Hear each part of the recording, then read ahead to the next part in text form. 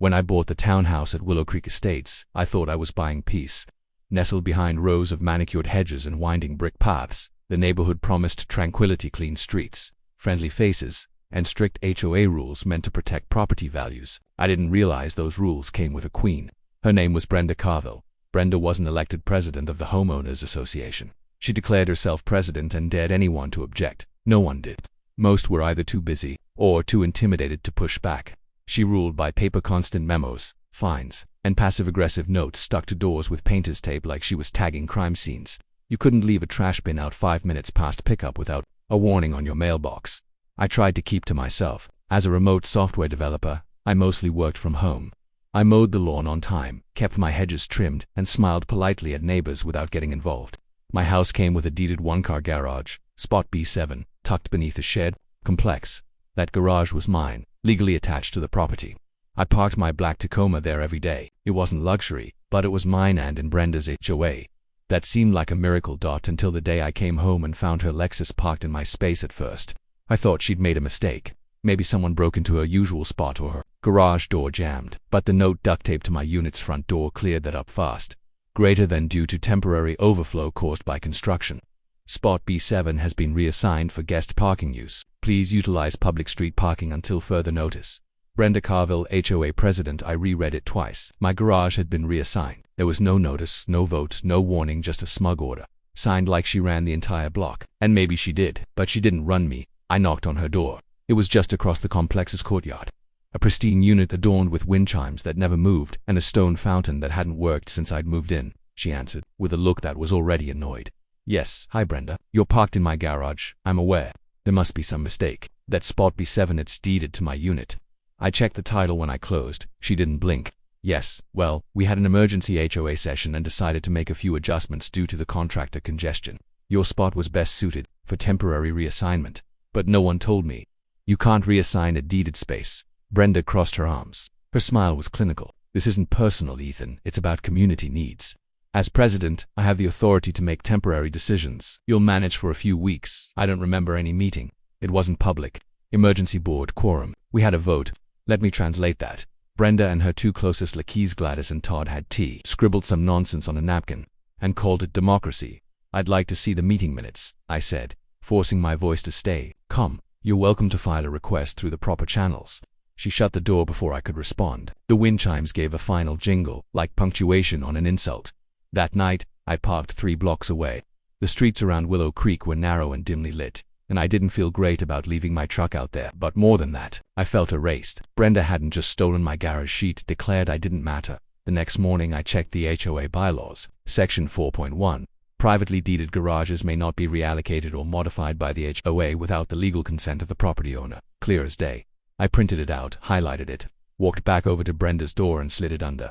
Then, I emailed it to the HOA's shared inbox, copying all 5 board members. An hour later, Brenda replied with a single sentence. Greater than thank you for your concern, but the reassignment will stand. No explanation, no logic, just a decision from on high. That evening, she returned from yoga class, rolled into my garage without so much as a glance my way, and shut the door behind her like it had always belonged to her. I stood on my porch, jaw clenched. The message was loud and clear. Brenda didn't care about rules, only power. And if I wanted my spot back, I wasn't going to win it through memos or meetings. This wasn't about parking anymore, it was war. And I had just started planning my counterattack. I didn't sleep much that night. Every time I closed my eyes, I pictured Brenda backing her Lexus into my garage like she was entitled to it. I heard the smug tap of her heels on the walkway, imagined the click of her remote opener, and felt the heat rise in my chest. I wasn't just angry, I felt violated. By morning, I had a plan. I spent the weekend researching smart garage systems. Not the average off-the-shelf kind, either ones with encrypted access, auto-locking sequences, remote overrides. Brenda wanted to flex HOA authority. Fine, I'd use tech. Monday morning I installed the system myself. High-end, Bluetooth-enabled, fully app-controlled. Only I had the passcode, the override cable. I zip-tied it to a ceiling bracket and boxed it inside a steel case. Bolted shut. Then I waited. Sure enough, Brenda pulled in that afternoon, slowing as she reached the keypad. I was on my porch, sipping iced tea, pretending to read a book. She punched in her code, my old code, and nothing happened. She frowned, tried again, still nothing. Then she marched over, furious. What did you do? I looked up innocently. To what? The garage, it's not opening. Oh, I upgraded the lock system. It's more secure now. You had no authorization to change the HOA assigned access. Correction, my garage, my access. Her eyes narrowed like a hawk zeroing in on prey. This is harassment. No, Brenda, you parking in my deeded garage without permission for 2 weeks. That was harassment. This is boundaries. She made several calls over the next hour, first to the HOA hotline, then to the non-emergency police line. No one showed. I'd filed all the documentation ahead of time, including ownership deeds and HOA by-law citations. Everything Brenda claimed, I had already disproven. On Tuesday, she tried to leave a flyer on every neighbor's door. Unauthorized locking of community property violator alert with my name printed in bold. I took photos of everyone and added defamation and harassment to the incident report I submitted to the HOA General Counsel. They emailed her a warning. By Wednesday, Brenda escalated again. She stood outside my garage at 7 a.m., arms crossed, blocking my driveway. With her, I calmly called a towing service. She left before they arrived, but not without screaming, "You're tearing this neighborhood apart." I smiled, just defending my property. It was on Thursday morning that the perfect storm hit. I heard the ultra-familiar sound of her Lexus idling in the driveway again. But this time, when she got out and tried to confront me, I calmly said, "You know what, Brenda, you're right." She paused. "What? You're right. This is causing too much tension. I need a break." She looked suspicious. "What kind of break?" "Vacation," I said. "Starting today," she scoffed. "Running away doesn't fix anything." "Not running," I said, tapping my phone, "just stepping back." Then I pressed a button. The garage door opened. Brenda blinked, confused to giving it back. "No, Brenda," I said, tossing my keys into my backpack. "I'm letting you back in." She tilted her head. Trying to understand, I loaded my truck and hit the road within the hour. But what she didn't realize, what made this plan sing, was that I hadn't just opened the garage. I had set a timer. The system would auto and relock once she entered. And once that door sealed, the internal override was gone. I'd disabled the safety release. Legally questionable, maybe. Morally satisfying. Absolutely. By the time I crossed the state line into Colorado, Brenda was locked in tight. She tried calling, left 9 voicemails, sent 6 emails. One was just a photo of her standing in the dim garage looking like a villain caught mid-mouth. Didn't answer. I didn't even listen. I turned off notifications, pitched a tent in the Rockies and stared at the stars. Brenda wanted control. She wanted power. Now she had a garage all to herself for 10 whole days. I rolled back into Willow Creek Estates just after sunset, my truck covered in dust and pine needles from a week in the mountains. The air smelled like trimmed hedges and passive aggression. As I pulled into my driveway, the garage door hummed, open with obedient grace just the way I'd left it. Brenda was waiting. She stood on her porch like a hawk that had been circling too long. Her arms were folded tight across her chest, and her lips were pursed so hard they looked like a paper cut. She didn't say a word as I stepped out of my truck, stretched, and cracked my back like a man returning from war. "You locked me in," she said finally, voice low and trembling not with fear, but rage. "I locked my garage that you trespassed in. Big difference. I have rights, Ethan." "You mean the HOA rights you fabricated out of thin air?" Her eyes flared. "I'm reporting you to the board, to the city, to the already done," I interrupted, tossing my duffel over my shoulder. Before I left, I filed a formal complaint with the HOA grievance committee. Included photographic evidence, legal documents, and audio clips of our lovely conversations. Also forwarded everything to the city zoning department. She blinked. "Oh, and the HOA attorney got a copy too. You'll probably hear from him soon." "You think this makes you a hero?" "No," I said, stepping closer. "It just makes me a man who got tired of being bullied in his own home." That night, I slept like a rock. No voicemails, no flyers taped to my door, just silence. But Brenda wasn't done. The next morning, she summoned an emergency HOA meeting. The email blast read, "Urgent, addressing violations threatening community safety." I showed up early. So did a few curious neighbors, many of whom had never attended a meeting before. Word had gotten out about the garage incident, but no one knew the full story. Brenda stood at the front of the clubhouse, flanked by her usual Alice Gladys, the rule-wielding widow with a chihuahua in her purse, and Todd, a retiree who only cared about his unfinished pool. She wasted no time. "Fellow residents," she said, dramatically tapping her folder, "we are here to discuss a dangerous precedent. One of our own has used deception, unauthorized property modifications, and intimidation to undermine the HOA's authority." Whispers rippled through the room.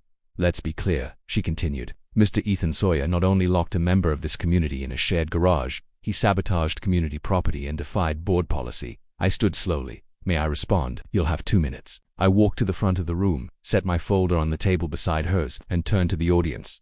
"For those who don't know me, I moved here for peace and quiet. I followed every HOA rule to the letter until someone decided the rules that didn't apply to her." Brenda opened her mouth, but I held up the HOA's bylaws highlighted and bookmarked. "This is the official Willow Creek Estates HOA Covenant, Section 4.1. Privately deeded garage spaces are not subject to reassignment without the written consent of the property owner. That's me. My name's on the deed. You can find it in the public land records. I clicked a remote, projecting the documents on the screen behind us. Gasps. Someone actually clapped. Brenda tried to interject, but I continued. When Brenda decided to take my space without notice, I didn't retaliate. I informed her of the bylaws. I filed formal complaints. I even gave her time to correct it. Instead, she escalated, spreading false claims, misusing her authority, and dismissing every legal boundary. Gladys shifted uncomfortably. Cod looked down at his notepad. I didn't lock her in, I said. I locked myself out by going on vacation and leaving my garage system on auto close. Her being inside was her choice. But since we're talking about safety risks, let's talk about the risk of someone abusing their position. I turned to the board. I propose a vote to remove Brenda Carville as HOA President, effective immediately. Brenda's jaw dropped. She looked to Todd, then to Gladys, but their eyes didn't meet hers. I second the motion, a voice called, without from the crowd. I thirded. Another added. The vote was taken. 4-1. Brenda lost. She stormed out before the final tally was read, her clipboard dangling in one hand. Her kingdom suddenly without a crown. As the doors closed behind her, someone leaned over and whispered, "What now?" I smiled. "Now we rewrite the rules." And I knew exactly where to start. The week following Brenda's removal was unlike anything I'd seen since moving to Willow Creek. The atmosphere had shifted lighter somehow. People who once rushed indoors after sundown were suddenly waving on their evening walks. The tight-lipped neighbors who'd once turned a blind eye now stopped me to say things like, "About time," or "She had it coming." Still, I didn't gloat, not outwardly. Brenda had ruled through fear and apathy. She counted on silence. I wasn't going to become another version of her. So when the board voted me in as interim president, I accepted reluctantly but purposefully. First meeting under the new leadership felt like stepping into a room full of unspoken tension. Not everyone trusted me. Some were wary of replacing one strong voice with another. I understood that. I brought a proposal to the table, a community-wide audit of HOA policies, with resident participation. Every rule, every fine restriction, and clause would be reviewed in the open. No more secret memos. No more surprise violations. Transparency was the new law of the land. The motion passed unanimously by the end of the month. We'd eliminated 8 outdated or unnecessary regulations, clarified the language around property boundaries, and installed a public digital archive of all HOA records, minutes, and votes. Brenda's era of shadow governance was over. But the real turning point came one Saturday afternoon, when I found Brenda standing beside her now vacant driveway, glaring at her Lexus. It was parked perfectly on her own property, not a centimeter over the line. "You win," she muttered without turning around. "I didn't want to win, Brenna. I just wanted my space back." She scoffed. "You humiliated me." "No," I said gently. "You did that to yourself." She glanced at me, then really looked. Her eyes, still sharp, carried the weight of someone who had built a throne on rules and lost it to the very laws she bent. "I thought I was keeping order," she said after a pause. "You were keeping control," I replied. "And there's a difference," she nodded, slowly, then walked away without another word. After that, she kept to herself. No more memos, no more flyers, just a quiet resident like the rest of us. As for me, I didn't stay president forever. I served my term, trained a replacement, and stepped back. I had no interest in clinging to power. I just wanted to reset the balance, to give the neighborhood back to the people who lived in it. Life returned. Too normal. My garage stayed locked this time from the inside. My Tacoma sat comfortably behind that smooth gliding door, its space finally respected. One evening, as the sun dipped low and bathed the street in gold, a new family pulled into the house across the road. A young couple, toddler in tow, waved. As they unloaded boxes, I strolled over, introduced myself, and welcomed them to the neighborhood. "Anything we should know about the the husband asked, half-joking. I chuckled. "Just follow the bylaws, and if anyone tells you otherwise, check the archive before you panic." He raised an eyebrow. "Sounds like there's a story there." "Oh, there is," I said, glancing back at my garage. "But let's just say, things are a lot better now."